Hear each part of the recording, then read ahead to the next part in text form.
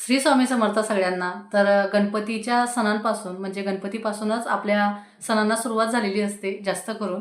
आणि आपल्या भारतीय संस्कृतीमध्ये तर एवढे जास्त सण असतात की काही तोडच नसते त्या सणांना. आणि मी माझ्या कालच्या व्हिडिओमध्ये पण तुम्हाला सांगितलं, दसऱ्याच्या व्हिडिओमध्ये, जर आपल्या दारापाशी रांगोळी नसेल तर त्या सणांना काही महत्त्व नसतं. छोटीशी का असे ना, परंतु ती रांगोळी टाकली जायला पाहिजे असं आपल्या स्त्रीचं प्रत्येकाचा एक हट्ट असतो. त्याच्यामुळे आपल्याला सध्या तुम्ही पण बघितलं असेल की 2025 हे वर्ष एवढं झपाट्याने फास्ट गेलेलं आहे.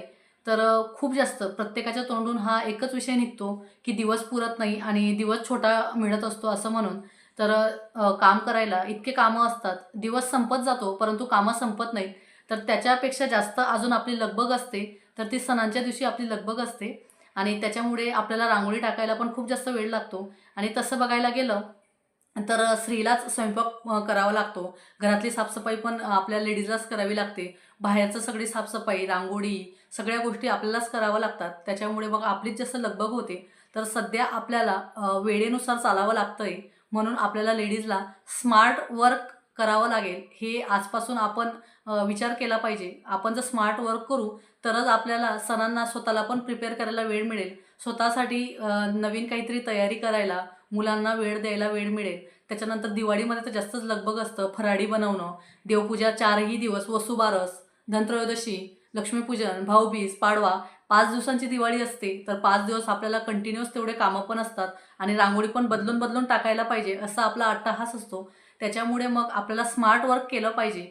मग त्या रांगोळ्या साच्याच्या रांगोळ्या असो, किंवा मग आता ज्या त्या OHP शीटच्या रांगोळ्या असतील त्या असो, किंवा मग आता नवीन रांगोळी आलेली आहे जी की उलनची रांगोळी असते.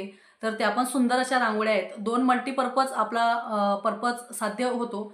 पहिली म्हणजे दुरून दिसेल तर ती डोअरमॅट दिसेल आणि जवळून दिसेल तर ती रांगोळी दिसेल. असे आपले 2 साध्य म्हणजे इंटेन्शन साध्य होऊन जातात.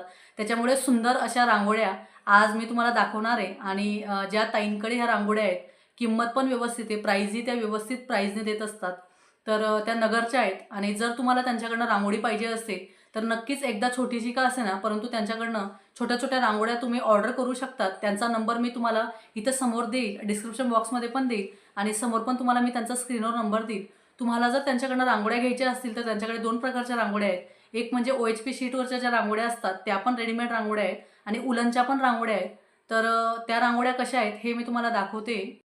तर अशा पद्धतीच्या या रांगोळ्या आहेत, ज्या की वरची रांगोळी ती पण आहे, आणि खाली OHP शीटच्या आता रांगोळ्या निघाल्या आहेत, त्या पण त्या ताईंकडे अवेलेबल आहेत. तर अशा पद्धतीने तुम्ही त्यांच्याकडनं रांगोळी मागवू शकतात. सगळ्यांसाठी ह्या रांगोळ्या खूप जास्त